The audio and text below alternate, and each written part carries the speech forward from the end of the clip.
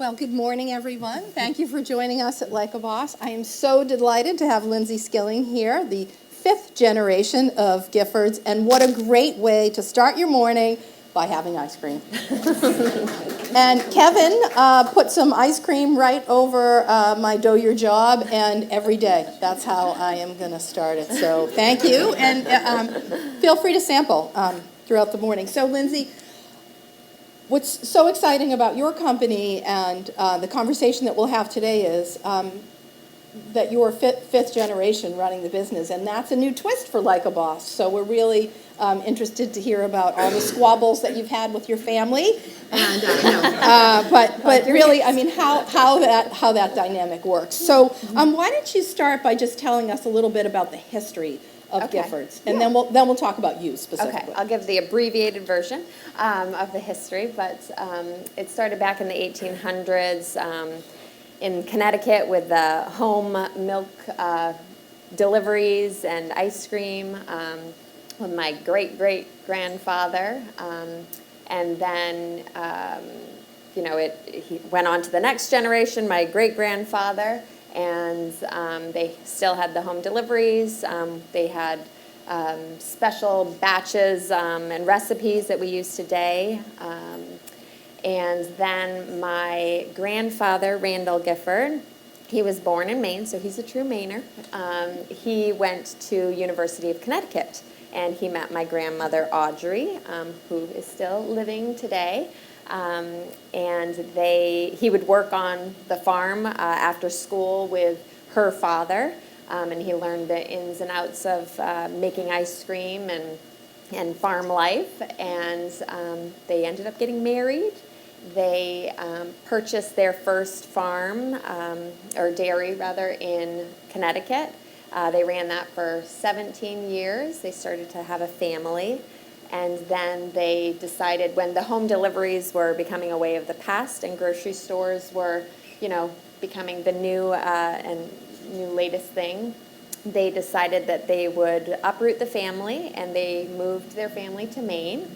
And they purchased a dairy in Farmington, Maine, and they ran that. And then a couple of years later, this is in the 70s, a couple of years later, they purchased Hunt's Dairy, which is in Skowhegan, Maine, and that's actually where our production and our plant and our home offices are today. They merged the two dairies, and then in 1983, they sold the milk portion of Gifford's to Oakhurst Dairy, which is who we still get all of our milk and cream from today for our ice cream. And at that point, it was transitioning from the third generation to the fourth generation, 100% to our my Uncle Roger and my father John. Mm-hmm. And they decided to take a risk and say, we're going to stick to making premium ice cream, and that's where we are today. And that's where we are today. Yeah. So your family knew when it was time to get out of the home delivery business, which is something that we haven't figured out yet in the newspaper business. So, so I can tell you that was a smart move. It is challenging. So, but we do it every day. So then at this point, you're in Skowhegan. You were born in Skowhegan, Yes. And you grew up there, correct? Yes. And graduated from Skowhegan High School? Skowhegan High School. So, did you ever have any jobs other than at Gifford's? I did. One summer, I think I was freshman in high school, I had to run the Skowhegan Chamber of Commerce. The executive director at that time needed to go out on a leave, so I ran it for a summer. Yeah, which is great. I worked at Deb, the clothing store. Oh, retail. Yeah. Perfect. Yeah. Oh, okay. So when did you first start working at Gifford's? As soon as I was born. No. Officially, it was in summers in high school and throughout college. I would work in the office. But, I mean, again, for those of you that know anything about family businesses, you do whatever you're asked, whenever you're asked. It doesn't matter how old you are. I mean, there was no slacking. Well, that's, a good work ethic in the family business. And then you mentioned that you bought something with your earnings. Yes, I remember one of my first purchases when I was younger, when I earned some money, I purchased a typewriter because I wanted to be the secretary at Gifford's and take the orders, and my dad would bring home old Gifford's order guides. Yeah. That, had old flavors, and they'd be updated, so I would play Gifford's. You would play Gifford's? Oh, yeah, all the Which- time. My friends would come over, we'd play Gifford's. play Gifford's. Yeah, why not? That's so fun. Yeah. That is so fun. Yeah. Now, is your typewriter hanging on the wall at the Press Hotel? Because it should be. Yeah, it should be. I think it's actually, at one time it was in our copy room. I think it's moved out to the loft area, Oh. kind of our catch-all at this time. Yeah. Yeah. That's great that you still have it. So you, where did you study? I went to Bryant University in Smithfield, Rhode Island. Okay. Yeah, and I got went for business and then a minor in psychology. Which I think I'm using that more than the business aspect. Yeah, that it's good to have those psychology skills, I'm sure. So you started full-time at Gifford the day after you graduated Yes, from the day college. after. So that was in 2006. Our controller at the time, she needed to go on vacation, so she went for, I think it was a couple of weeks or something. So I had to kind of fill in for her shoes and Here you are do today. whatever I needed to do. And so in a family-owned business, there really is succession planning. So how did they get you started on your path to CEO? No idea. No. And see, I feel like that's also another difference in family businesses. It's not as maybe structured, at least ours. Again, you do whatever you have to do. Yeah. It's your family, it's your name. But they did work with a consultant, and I remember all of my generation, we got interviewed and thoroughly and asked a ton of different questions. But basically, when I graduated from college, I think my title was assistant to the controller. And it just kind of evolved from there. We had to jump in wherever was needed. I mean, my brother was on a path to run production, and there was a void in shipping, so he had to shift and run the shipping department. So Yeah. you see, you never Whatever it know. takes. I never thought I would be doing sales ever, and Yeah. I had to jump in and do that. So And they moved your desk right next to your uncle's, okay, though, right? yes. So at a short period of time, I was the assistant to the controller, and then they didn't really tell me the reason behind it, but they wanted to move my desk into my Uncle Roger's office. It was a big office. It has a conference room table. And they literally connected my desk to my Uncle Roger's desk because they wanted me to hear every conversation he was having with other family members. And by family members, I mean everybody that works at Gifford's. On the phone, there was difficult conversations that I was, and I was right out of college. I wasn't used to that. Yeah.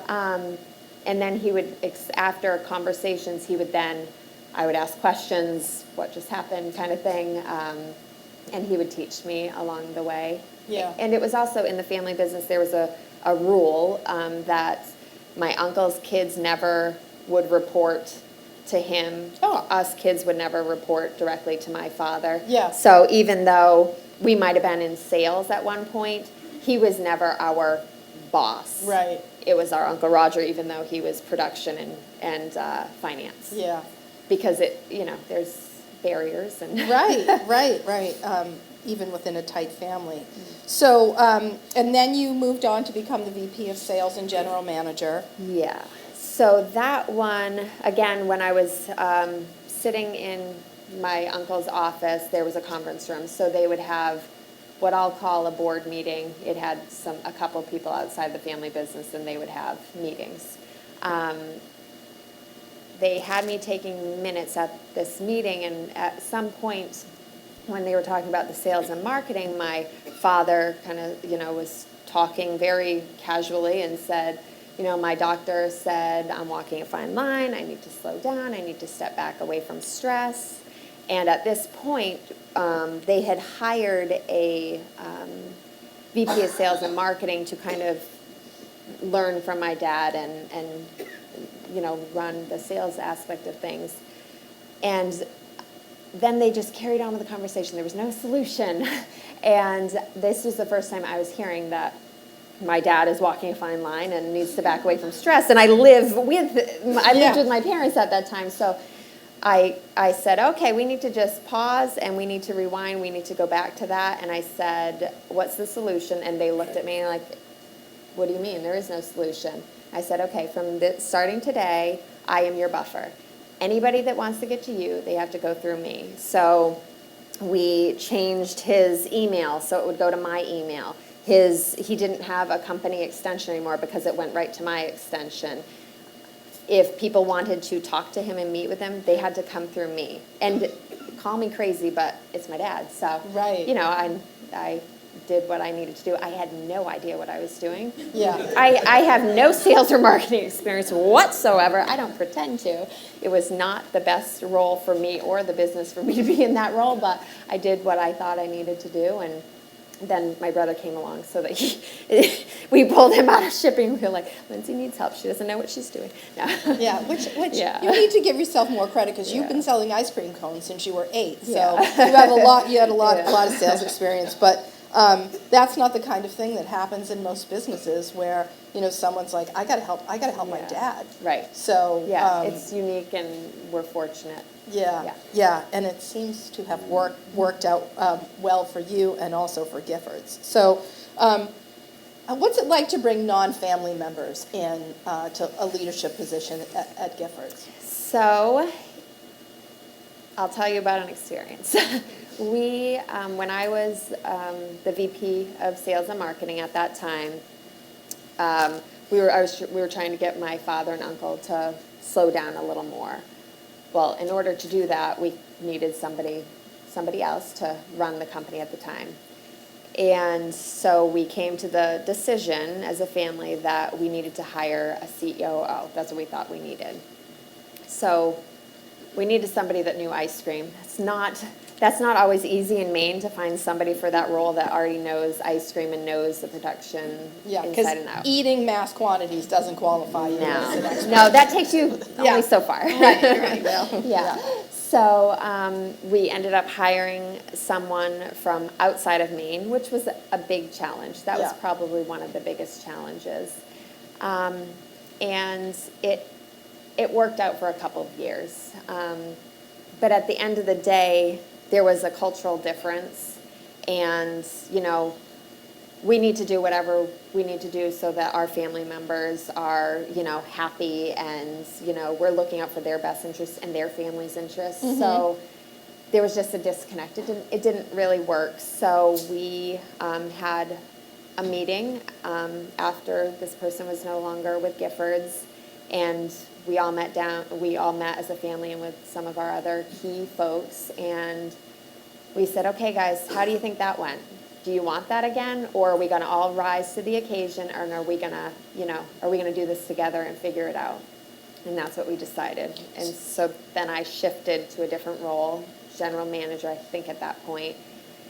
And my brother took on VP of Sales and Marketing, and I had my sister coming in a little bit later, and my cousin Ryan, and so explain each one of the family members that are on your leadership team today and what their role is. Yeah, so myself, my brother JC, he's the VP of Sales. My sister Samantha, she's our marketing manager. My cousin Ryan, he's QA and safety. Mm-hmm. And then Darcy Dow, she is our VP of Finance. And we have Joel Violet, who is our plant manager. He's been with us for 43 years. Yeah. And Carl Smith, he's our maintenance manager. Great. So that's your team. And then we have a general manager also that oversees our 5 ice cream stands that we own and operate, which that's another big. Right, and that's really seasonal business, right? Because year-round you have about 50 employees, is that right? Yeah, plus and 50. It goes up to what? 120 when our stands are open. Okay. Mm-hmm. So I have this note that when your family sold the milk business to Oakhurst in 1983, you were producing that first year of ice cream only, you produced 10,000 gallons. Yes. So How many do you produce today? We can produce more than that in a day now. Wow. Yeah. So what you Yeah. what you produced in 1983, you just did yesterday. Right. Right. Can you imagine? I think of that when my father and uncle say that, and I'm like, they truly took a huge risk for our family. And I mean, they had young kids, newborns, and Yeah. they sold the milk portion. And some people might think, oh, well, they took that money. No, that money got dumped into the business because we needed all the equipment and bigger freezer for ice cream. And yeah, I'm proud of them. Yeah. And so in a year, how many gallons do you produce? This year will be close to 2.4 million gallons. Oh, wow.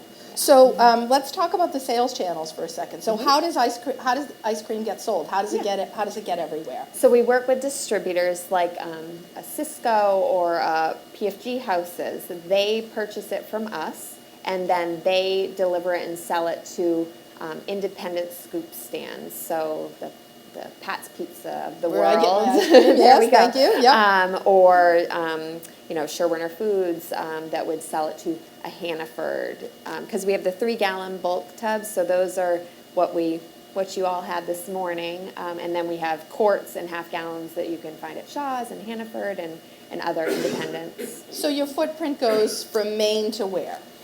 So the footprint is from Maine down to South Carolina. However, we're also in Florida and we're in Vegas, and that's because we sell our ice cream to the Wahlburger chain.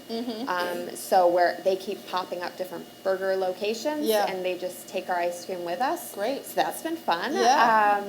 And like Carmine's Restaurant, it's a nice restaurant. York, yep. And they have a place that I believe it's Caesar's Palace in Vegas that has our So you ice can cream. get Giffords at a bunch of different places in Vegas. I don't We're know all about going. that. We're all going. So I think what everyone wants to talk about is how do new flavors get developed? And can you be a part of the flavor committee? Oh, there's a flavor committee? That's a common question. Yeah.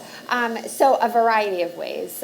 We have very passionate and loyal customers, and they love to send in different ideas that they have or concepts. Maybe they had a competitor flavor or they created their own concoction. They'll write in, they'll call, they'll send letters in the mail, social media. So that's one avenue. We also have suppliers, ingredient suppliers that we work with. So they come every year and present new concepts that they have. And we can, take a portion of that concept and then put our own twist on it if we want.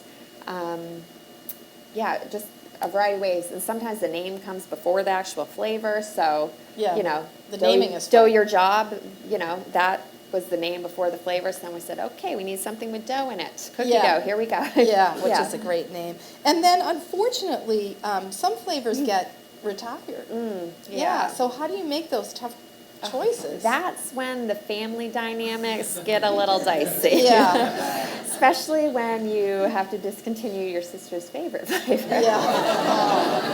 She was a big bubblegum fan and then an M&M fan. And both of those are done. Yeah. You also mentioned that Lobster Tracks is on the chopping block almost every year. Yeah, it is, but it's just one of those iconic, Maine, the name and, there is no lobster in it, though. Do you no, think there's that's not real right? lobster. Everyone does ask part of the that. problem. Maybe. Yeah, I think it's delicious. And then to tell the story about Maine Lobster Tracks and what you had to do. Oh, my word. I thought they were kidding when they made me do this, but we had a flavor committee, we'll call it flavor committee meeting, and again, this is one of the flavors that the name came first, so I think it was my dad. He said, okay, we need to do, we had moose tracks, so let's do a spin off that. Let's have Maine Lobster Tracks. So my uncle says, all right, Lindsay, your assignment tonight is to go get a lobster and cook it. I said, oh, that sounds great. And then they handed over the Pantone color booklet, and I needed to match the cooked lobster to the color, and then I needed to tell them so they could tell the ingredient company for the chocolate. Yeah. I thought they were kidding. I'd never cooked a lobster in my life. my dad helped me. Hannaford will do it for you. Right, so exactly. Just they will, yeah. Cross-populate. Yeah. And ever any product mistakes, like any flavors that came out that just bombed? Yes. Caramel popcorn. Again, now it probably would sell. I think it was salted just, caramel popcorn would exactly. be I think like it was just ahead great. of its time, and we had cases and boxes of just the caramel popcorn. So I was assigned with calling the Boy Scouts in different venues to just give it away because we didn't want to throw it away. It was perfectly fine. So we gave it to the Boy Scouts, and they did. And they enjoyed it. Yeah, they got the caramel got it. popcorn badge. Exactly. There we go. So you told me your goal is to be the #1 court in New England. Yes. So let's talk about the Bruins and the Patriots deals, because I think they're both brilliant. So how did Power Play Fudge, which came out like 3 years ago, Yes. how did that all get started? So a contact that I had met back with the Portland Pirates, this gentleman worked with the Portland Pirates. He had gone on and he was working for the Bruins, and he reached out to me one day because they had a change in their existing ice cream company that they were working with. And we had a meeting, and my brother and my nephew are big Bruins hockey fans, and yeah, we just they're just very easy, and they're great to work with. Yeah, that's been a lot of fun. And so what is that, if you're at the Garden at a game, what does that look like? What does Power Play Fudge look like when you're having an in-game experience? Yeah, so when they score a goal, Giffords will flash around the arena. And I remember the first time when I was watching a game from my house on TV and seeing that, and it was really, you just had to take a minute because it's like, wow, look how far our family has come. I'm proud of us. Yeah, Yeah. as you should be. That's Yeah. just a great marketing opportunity. And you also extended onto Twitter, because I noticed that when the Bruins score. Yes, there's a contest with where you can win free ice cream. We celebrate birthdays also in arena with them, and that comes up on the screen and with their face and everything. And so how do you evaluate the effectiveness of that? Yeah, so it was tough now that it's doing so well. At first it's hard to measure that because, your name is getting out there to people that have never heard of Giffords before, but that doesn't necessarily mean that they're going to buy that specific flavor. Yeah. They could buy our black raspberry chocolate chip to try or our vanilla. So really you have to kind of look at it overall sales-wise. But our Power Play Fudge earlier this year, it was the #1 flavor over vanilla during the playoff Over season. vanilla? Yeah, over. Wow. Yeah. Wow. Yeah. Wow. How can you not watch a Bruins game and not be eating that? Right. Exactly. Yeah. And the branding is different too, right? Right. So the court Yep. really stands out. Right, in the the freezer. core, and that's why, it's so important that we make that connection between our existing line of flavors and Dough Your Job and Power Play Fudge, because they do look different than our existing package. Yeah, and so now let's talk about Dough Your Job. So that just came out in August, right? Is that right? And it was kind of a quick turnaround. That was, we look back at it and we're like, how did we even pull that off? Yeah, we reached, my brother and I and my sister and uncle, we had a retail meeting in which we have monthly, and we just, review the Nielsen data and, talk about what things are working, what things we need to shift. And at this time we were like, oh my goodness, look how well Power Play Fudge is doing. It is working. It's starting to catch on. People are writing in, our customers, and my brother said, well, why don't we just reach out to the Patriots? We want to be the #1 court in New England. Maybe this is how we're going to accomplish that, to get the word out about Giffords. So that day he reached out to the Patriots and he had a conference call. And from there, it was fast. Yeah. We had a meeting, we had a conference call with them that same week. The next week, we had a face-to-face meeting with them, and then we were busy trying to get the concepts of the flavor and everything going. It was, I think we pulled that off, it was about 2 weeks that we pulled that off, and we had to, because in order to have the packaging for the court in-house, we had to hit their deadline, our packaging company's deadline. And we put together a whole bunch of samples. We were in there, trying all the samples as a family. and on the 4th of July, we're just trying to figure out what are we going to do, and we need to rush it, but we need to make sure that we do a good job and we're thoughtful about it. Yeah. But it was Turnaround. Quick turnaround, stressful, but good stress. And did Belichick sample it? No. Not to our knowledge. And we certainly know Tom Brady would never touch his lips. Right. So unless you had avocado Right. ice cream, which no one's going to eat but him. So just make him his own custom quart. Right. So the family's got the samples. You're driving to Gillette Stadium for a tasting, but what are you wearing? Yeah. Because you're not Patriots fans. This is like breaking news. Do you remember how I mentioned Connecticut? So everybody remember that before you? Yeah, before you started me. throwing things. So my father and uncle, grew up in Connecticut. They were born in Connecticut, and at the time, the New York Giants were the New England team. So maybe that's a family team that we have cheered for. So JC's got his Eli Manning shirt on going to Gillette. Is that happening? His skin started itching maybe when he was wearing Patriots gear. Yeah, that's awesome though. But you know what? Anything for the family. Exactly. Right? So I'm said sure this is in the best interest of the family business. This is in the best interest. No, they've been wonderful to work with as well, and yeah. That's awesome. So let's talk a little bit about the core values of the family, because what I love about your core values are they're really they're family. They're family values, and they're different. So what are some of them, and what do they look like every day at Gifford's? Yeah. Honesty, active listening, I'm still working on that. Being open, and with that, when you go through a transition from different generations and it's a family business, sometimes people and things can be set in their ways because this is how we've always done it. Or, well, we tried that and it didn't work. So by being open, we mean, it's a different day. Just because we did it 30 years ago doesn't mean that we can't accomplish that this time with a different, spin on it. Mm-hmm. So that was a big thing. Also, love is one of our values. It's a family business. At the end of the day, if somebody's having a rough time, we want to be there to support them, just as I know that they would be there to support me if I was going through a rough time. Let's see, there's passion, pride, quality, guard quality. Mm-hmm.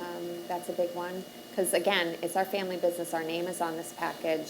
So we want to make sure that it's, the safest product as well as the best product for our loyal customers. You forgot my favorite one, which is Smiles. Oh, and Smile. It's ice cream. I mean, know. I hope you all were smiling this morning eating it. Yeah. I think that's great. So why was active listening so important? Because sometimes we're a...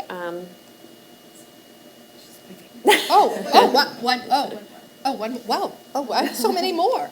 All right, I'll speed it up. Go ahead, sorry. So sometimes we're a very young and energetic leadership group, and sometimes we become so passionate about something that and when I say we, I mean myself also. It's something I'm striving to work on every day.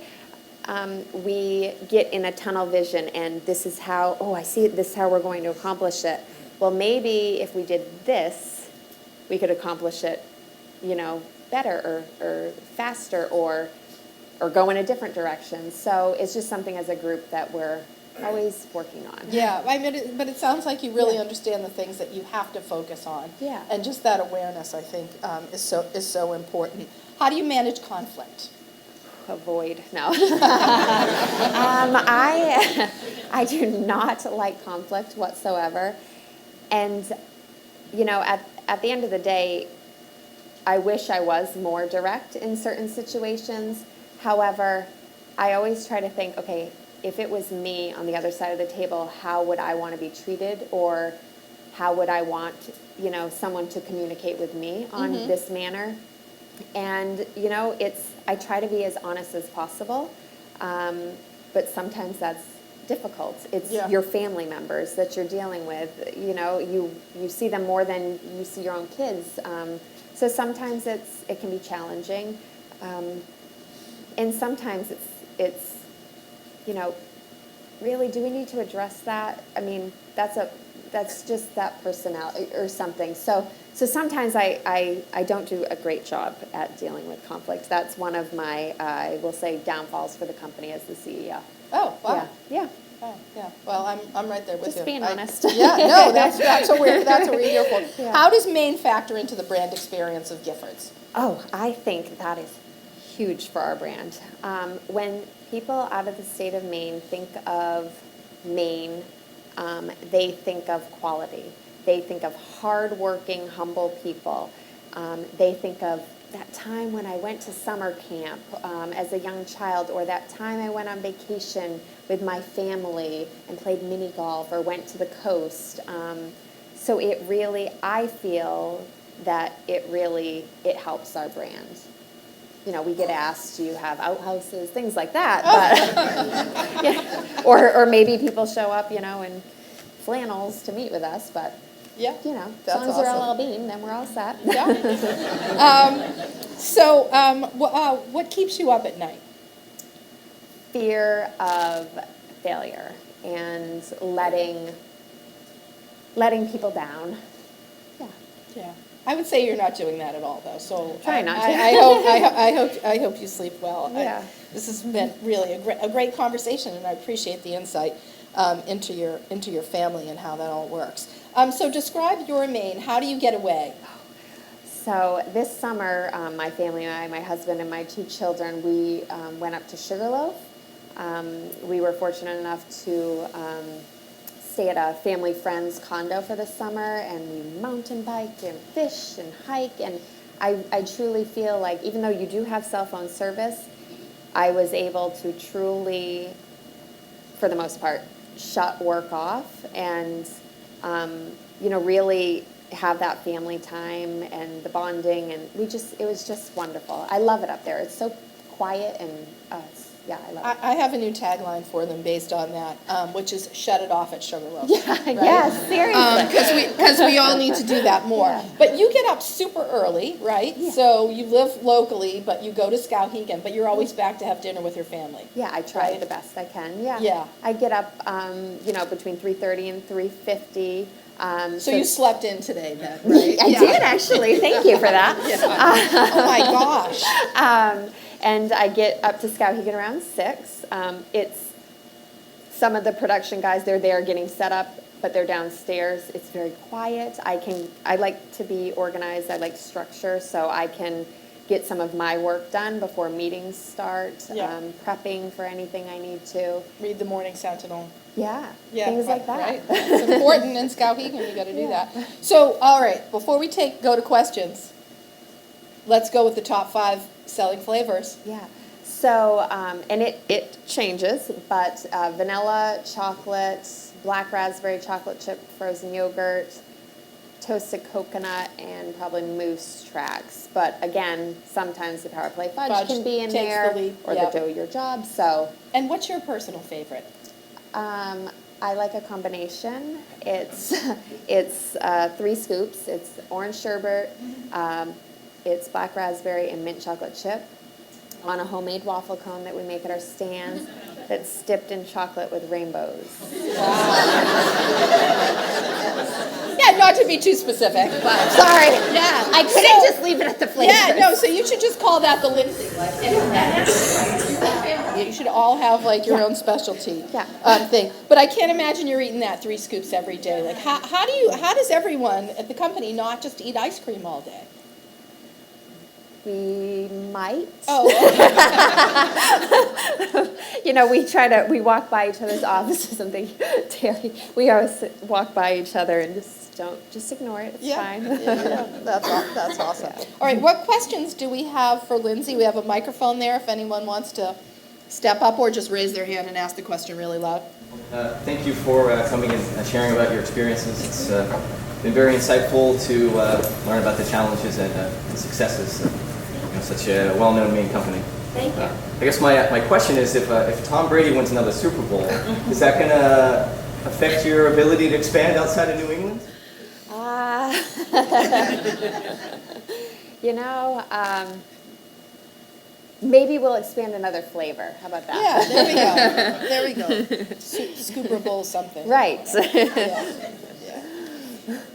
Yeah. What else do we have? Oh, yes. So I happened to be at an event last year in Skowhegan where you guys won largest business of the year in Skowhegan. Oh. And it was great to see the community kind of how much respect you have in your backyard. And then you come here, you have this kind of respect as well. And then we turn on our TVs and we see it nationally. So I guess, what is the recipe, I guess, in a way, for that kind of success to across the board, whether it's a small market, a medium, or a large? How do you guys continue to do that and grow, but also keep your kind of reputation so strong?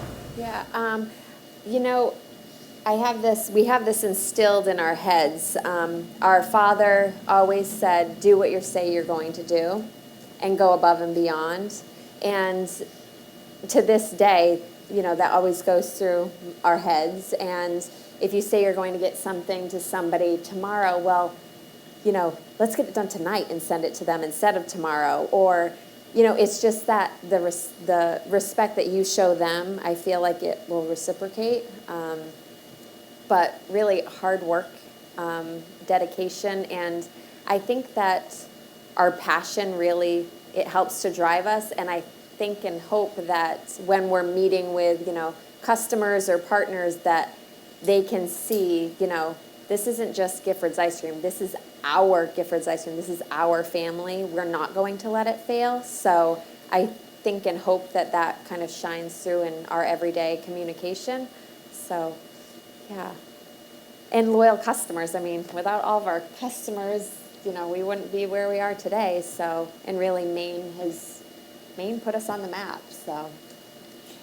People talk a lot about workforce shortages, and you have 5 ice cream stands that you need to staff in the summer. Is that a challenge? Do you have a lot of people that come back each year? How does that work for you? We do. We have a lot of folks that come back every year, college students, high school students, our managers. You know, this year, knock on wood, we really had a great experience with getting folks at our stands, whether they were coming back or new hires. We really bumped up our HR efforts on that and tag teamed with our marketing behind it. So I think the process and how we're going about it has helped a lot. That's great. That has been a challenge over the past few years. And I'm not saying it's great now, but it's better than it has been. Yeah, great. Yeah. What else do we have? So it sounds like your brother and your cousins report to you. So how do you keep the family relationship and the business relationship separate and good? Yeah. See, that's maybe what's... So yes, when you look at an organizational chart, that's what it appears to be. But at the end of the day, you know, even I remember someone would call me boss. And I'm like, you know, we work together. We're all working towards the same goals. So I don't see it, and I don't think of it that way. I think of we're working together. We have the same common goals. It's just a matter of who's going to do what in order to accomplish those goals.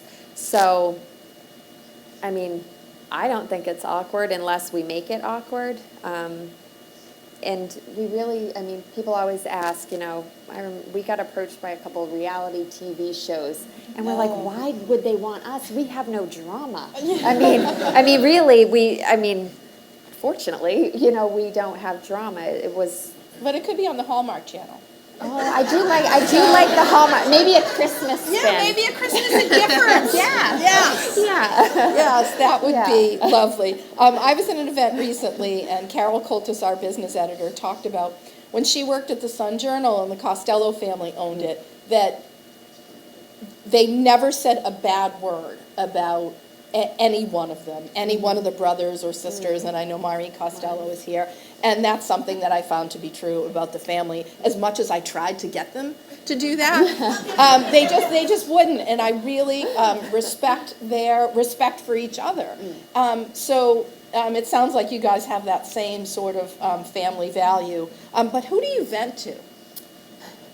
Sorry, Jay. Yes. My husband is, and oftentimes I'll vent, and when someone's venting, you want to offer advice, and he'll know when I'm like, I just need to keep venting, Yeah.